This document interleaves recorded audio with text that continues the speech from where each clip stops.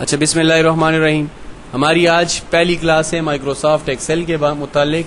Introduction में हमने इसकी इंट्रोडक्शन डिस्कस की कि ये माइक्रोसॉफ्ट एक्सेल किस मकसद के लिए इस्तेमाल किया जाता है।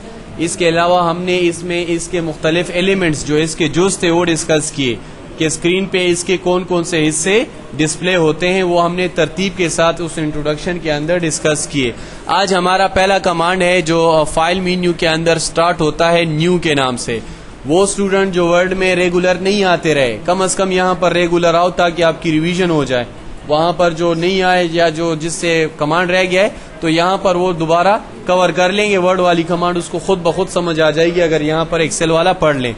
और जो वर्ड में रेगुलर आते रहे तो उसकी रिवीजन हो जाएगी, दोबारा पढ़ेंगे, जरा इजी हो जाएगा उसके लिए काम। इसी तरीके से हम सबसे पहले आते हैं न्यू की तरफ। अगर आपको एक्सेल का स्क्रीन कुछ इस शक्ल का मिले जैसे इस वक्त स्क्रीन पे नजर आ रहा है, तो आपने नया वर्कबुक खोलना है। तो नया वर्कबुक खोलने के लिए आपने सबसे पहले आना है फाइल, फिर न्यू। वहां पर नया डॉक्यूमेंट होता था, यहाँ पर नया वर्कबुक। यहाँ पर हम डॉक्यूमेंट का नाम नहीं रिपीट करेंगे बल्कि अपने फाइल के लिए वर्कबुक का नाम जो है रिपीट करेंगे या वर्कशीट का नाम रिपीट करेंगे। न्यू पे जाके जैसे ही मैंने न्यू को क्लिक किया, आपने देखा राइट साइड पे टास्क पेन आया। टास्क पेन में पूछा जा रहा है कि क्या न्यू लाऊं, तो मैंने इसको कहना है ब्लैंक वर्कबुक। एक नया वर्कबुक, खाली वर्कबुक चाहिए जिसके ऊपर मुझे काम करना है। क्लिक करूंगा, आप देखेंगे एक नया वर्कबुक आ जाएगा जिसमें बाय डिफॉल्ट 3 वर्कशीट होंगे। वर्कशीट वर्किंग वाले एरिया को कहते हैं, वर्कबुक इस पूरे फाइल को कहते हैं जिसको अभी हम सेव करेंगे जाके, या जिसको हम पहले से सेव कर चुके हैं। इसी तरीके से इस वर्कबुक वर्कशीट के अंदर कॉलम्स होते हैं और रोज होते हैं। इन दोनों के मिलाप से, ये बात जरा इधर समझना जरूरी है, इन दोनों के मिलाप से जो रेक्टेंगल एरिया बनता है ये वाला, इसको सेल कहते हैं। एक है एक सेल और एक है cell. Cell, what is mean by cell, how you can define it? Cell, basically the intersection area of rows and column is called cell. रोज और कॉलम का इंटरसेक्शन एरिया, जहां पर ये एक दूसरे को काटते हैं, जहां पर एक रेक्टेंगल ब्लॉक बनता है, ये रेक्टेंगल ब्लॉक क्या कहलाता है? सेल कहलाता है। हमारा सारा काम इसी सेल के ऊपर होगा। क्या मैं आपको एक और हैरत अंगेज बात ना बता दूं कि यहाँ पर एक वर्कशीट के अंदर 256 कॉलम है, 65,536 रो है। अगर कोई ये क्वेश्चन कर ले प्रैक्टिकल के अंदर या वाइवा में कि सेल की तादाद कितनी बनती है, ठीक है ना, ये अगर सारी चीजें डिफाइन है कंप्यूटर में तो सेल भी तो डिफाइन हुए होंगे। टोटल सेल कितने हैं? तो याद रखो सेल की टोटल तादाद वही है जो कलर्स की तादाद थी, 256 मल्टीप्लाई बाई 256 मल्टीप्लाई बाई 256। यानी यहाँ पर हम सेल की तादाद मालूम करने के लिए एक फार्मूला आपको बताता हूँ। Number of column multiply by number of rose, 65,536 multiply by 256, तो ये नंबर आता है 1,67,77,216। ठीक है, 1,67,77,216 ये फिगर बनता है सेलों की तादाद। अब जरा याद रखो, जब पूरी दुनिया में सारे लोगों का एक ही नाम होता तो उसको पहचानना बहुत मुश्किल हो जाता। इसका भी नाम अहमद, उसका भी नाम अहमद, तीसरे का भी नाम अहमद, सारे अहमद ही होते, तो फिर लोगों की आइडेंटिटी बड़ी मुश्किल हो जाती। हम कैसे बताते कि किस अहमद ने गलती की, या हम कैसे बताते कि कौन सा अहमद पास हुआ? यानी जिस तरह इंसानों ने एक दूसरे को पहचानने के लिए अलग अलग नाम डिफाइन किए हैं, इसी तरीके से एक सेल में हर सेल को, जैसे मैंने कहा 1 करोड़ सेल्स हैं, हर सेल का अपना एक यूनिक नाम है और वो नाम दूसरे सेल का हो ही नहीं सकता। और ये नाम कैसे डिफाइन होता है, जरा इसको जरा समझ ले तो आप इस तरह समझो कि फंक्शन की आपको समझ आ जाएगी जब आप सेल एड्रेस को समझेंगे। सेल एड्रेस क्या है? देखिए मैंने इधर क्लिक किया, ये सेल बनता है कॉलम और रो के मिलाप से, तो इसका एड्रेस भी बनेगा कॉलम की हेडिंग मल्टीप्लाई बाय रो की हेडिंग। इसका सेल एड्रेस यानी इसका नाम वहां पर डिफाइन हो जाएगा। जैसे देखिए यहाँ पर क्लिक किया तो इसकी कॉलम का नाम है H, तो इसका नाम बनेगा H मल्टीप्लाई बाय रो की नाम है 12, तो इसका अपना नाम है H12। ये H12 किसी और सेल का नहीं हो सकता। अगर मैं इधर क्लिक करूं तो आप देखिए इसका सेल एड्रेस नाम चेंज होगा, इसका नाम है M और यहाँ पर 9। तो अब ये जो नाम होगा या सेल एड्रेस जो होगा वो आपको यहाँ पर सेल एड्रेस बार पे नजर आएगा, ठीक है ना। जिस पे क्लिक करेंगे उसका सेल एड्रेस यहाँ पर नजर आएगा कि इस वक्त इसका नाम ये है जहां पर आप मौजूद हो। और इस सेल के अंदर जो भी वैल्यू होगी, जैसे मैंने इंट्रोडक्शन में भी डिस्कस किया था कि इसके अंदर जो भी वैल्यू होगी वैल्यू इधर नजर आएगी और इसका एड्रेस यहाँ पर नजर आएगा। तो फार्मूले बार की बेसिकली दो पोर्शन है, एक है इसकी वैल्यू या इसका फंक्शन डिस्प्ले करना और दूसरा है इसका सेल रेफरेंस डिस्कस करना या शो करना कि इसका सेल एड्रेस इस वक्त कौन सा है। ये तो इसके न्यू के अंदर एक बात आ गई यहाँ पर सामने जिसको समझना बहुत ही जरूरी बात थी। अच्छा, इसी तरीके से जो शॉर्टकट वर्ड में यूज होते थे तकरीबन 90% शॉर्टकट यहाँ भी वही यूज होंगे। न्यू के लिए शॉर्टकट वहां पर था कंट्रोल एन, यहाँ भी कंट्रोल एन यूज होगा। इसी तरीके से कंट्रोल डब्ल्यू क्लोज के लिए यूज होता था, यहाँ भी क्लोज के लिए यूज होगा, ठीक है ना। इसी तरीके से फाइल को न्यू करने के लिए जो मैंने 3 मेथड वहां बताए थे, बाय मेन्यू, बाय शॉर्टकट और बाय बार, तो ये वो तरीके यहां भी मौजूद है। यहां से भी आप इसको परफॉर्म कर सकते हो।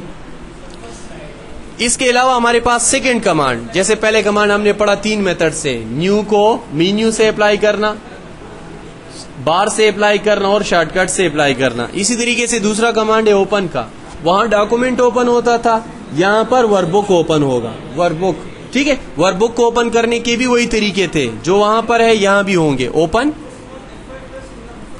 ओपन के बाद डायलॉग बॉक्स आएगा जो पूछेगा कहां से वर्कबुक ओपन करें। ये याद रखें, जब एक्सेल आपने खोला होगा और आप ओपन पे जाएंगे तो एक्सेल की फाइलें नजर आएंगी, वर्ड वाली नजर नहीं आएंगी। जब वर्ड से ओपन पे जाएंगे तो एक्सेल वाली नजर नहीं आएंगी, वर्ड वाली आइकन जो है नुमाया नजर आएंगे।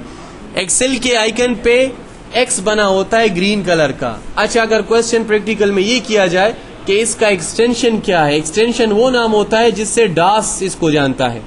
विंडो तो इसको एक्सेल के नाम से जानता है, लेकिन डास जो इसकी बेसिक लैंग्वेज थी पुरानी, ठीक है ना, जिससे ये ऑपरेट होता था, उसमें इसका नाम क्या बनता जाता है, तो वहां पर इसका नाम एक्सटेंशन से जाना जाता है और इसका एक्सटेंशन है .xls, .xls, ठीक है। प्रैक्टिकल में पूछा जा सकता है, लिहाजा वहां पर आपने जवाब देना है एक्सटेंशन इसका क्या है, XLS।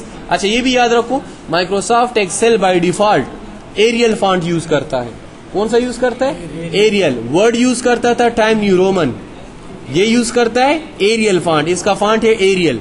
वहां पर साइज यूज होता है 12 नॉर्मल फॉन्ट का और यहां पर यूज होता है 10, ठीक है। ये वो क्वेश्चन है जो प्रैक्टिकल में किए जाते हैं, ठीक है, टेक्निकल क्वेश्चन है। अच्छा, इसी तरीके से हमने जो है फाइल ओपन करना है, लोकेशन बतानी है और लोकेशन के बाद अपने फाइल का सिलेक्शन करना है, फिर उसके बाद ओपन का बटन प्रेस करने। आप देखेंगे कि जो भी चीज बनी होगी वो आपको यहाँ पर स्क्रीन पे नजर आएगी।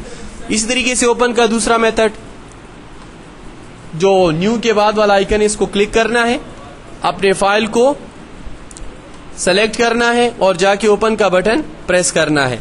आप देखेंगे कि आपको वही फाइल जो है यहाँ पर नजर आएगा। एक चीज यहाँ पर वाज़ेह कर दूं, जो नहीं आ रहे वो रेगुलर आओ। उसकी रीजन बताऊं, बड़ी इंटरेस्टिंग चीज है एक्सेल, आप देखेंगे बड़े खूबसूरत तरीके से ये काम करता है और बहुत बड़े बड़े प्रॉब्लम जो है ये इजीली डिस्कवर कर लेता है। आप देखेंगे वक्त के साथ साथ आपको प्रैक्टिकली बताऊंगा कि इस कमांड का कहां पर आप इसको इम्प्लीमेंट कर सकते हैं, कहां पर इसको आप चला सकते हैं इस कमांड को। चाहे वो जनरल स्टोर वाला है, चाहे जूस की दुकान पे काम करता है, लेकिन अगर उसके पास कंप्यूटर है तो एक्सेल में अपना रिकॉर्ड जो है मेंटेन कर सकता है, ठीक है, और एक्सेल उसकी काफी मदद करेगी इस मामले में। अच्छा, ओपन की कमांड का जो शॉर्टकट है वो आपको बता दूं, कंट्रोल ओ है। इसके अलावा जो है मैंने एक और भी बताया था, वर्ड में आपको कंट्रोल प्लस F12 भी इसकी शॉर्टकट है, लिहाजा आप कहीं से भी इसको ओपन कर सकते हो। बहरहाल शॉर्टकट 2 है इसके ओपन के। आपने फाइल ओपन किया, अगर इसको क्लोज करना हो तो 3 मेथड होंगे। वही मेथड, नंबर 1 फाइल पे जाना, नंबर 2 क्लोज का बटन, क्लोज का जो ऑप्शन है इसको क्लिक करना और आपका फाइल क्लोज हो जाएगा। इसी तरीके से क्लोज का दूसरा एक्शन था कि मेन्यू बार पे आखिर में एक छोटा सा क्रॉस होता है, इसको क्लिक करने से भी आपका फाइल क्लोज हो जाता है। एक और तरीका भी है कंट्रोल W, जिससे आपका फाइल क्लोज हो जाता है, और एक और तरीका भी है जिसको कहते हैं कंट्रोल F4, इससे भी आपका फाइल जो करंट है वो बंद हो जाता है, यानी आपका वर्कबुक जो है इससे क्लोज हो जाता है। क्लियर हो गई बात? इसके अलावा आपके पास एक कमांड है जिसका नाम है सेव। सेव जैसे आप जानते हैं कि वहां पर डॉक्यूमेंट सेव करता था, यहाँ पर वर्कबुक सेव करेगा। आप जो भी वर्कबुक बनाओगे यहाँ पर वो इजीली सेव किया जा सकता है। जैसे मैंने लिखा सीरियल नंबर 1, मुझे 1 2 3 चाहिए, जरा देखो इधर 1 2 3 चाहिए, 1 लिखा 2 लिखा, इन दोनों को सेलेक्ट किया और यहां से ड्रैग किया। देखिए ये खुद नंबर जनरेट करेगा। ठीक है, एक फाइल मैंने बनाया और इस फाइल को मुझे सेव करना है। वही मेथड होंगे जो वर्ड में थे। कंट्रोल एस, सेव एज की डायलॉग बॉक्स आई, पूछ रहा है कहां पर सेव करूं, किस नाम से सेव करूं। सेव करो डेस्कटॉप के ऊपर, किस नाम से। अच्छा याद रखो, माइक्रोसॉफ्ट वर्ड का अगर आप नाम ना देते फाइल का तो डॉक्यूमेंट 1 के नाम से सेव होता था। ठीक है, इसका अगर आप नाम ना दो तो ये बुक 1 के नाम से सेव होता है। ठीक है, वो डॉक्यूमेंट 1 के नाम से, और ये किस नाम से, बुक 1। दूसरा फाइल खोलेंगे और नाम ना दिए तो बुक 2 के नाम से सेव होगा, वहां पर डॉक्यूमेंट 2 के नाम से सेव होता है। बहरहाल इसको मैंने नाम दिया फर्स्ट नाम दिया, डेस्कटॉप पे सेव हो रहा है। सेव का बटन प्रेस किया, आप देखेंगे वही नाम इधर आ जाएगा टाइटल बार पे। ठीक है, टाइटल बार पे आपके फाइल का नाम आ गया। इस फाइल में ये बाकी शीट्स इस वक्त खाली है। ठीक है, अच्छा आते हैं सेव का दूसरा कमांड ये है, यहां से भी सेव हो सकता है, सेव हो सकता है। इसके अलावा कंट्रोल एस से भी सेव हो सकता है। आप ये तीनों मेथड इस्तेमाल कर सकते हैं अपने फाइल को सेव करने के लिए। नेक्स्ट कमांड है आपके पास सेव एज जी।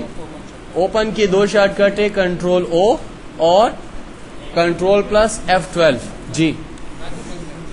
बाकी कल करेंगे सेव एज। ठीक है, चले आज की क्लास यहाँ पर क्लोज कर देते हैं। Thank you.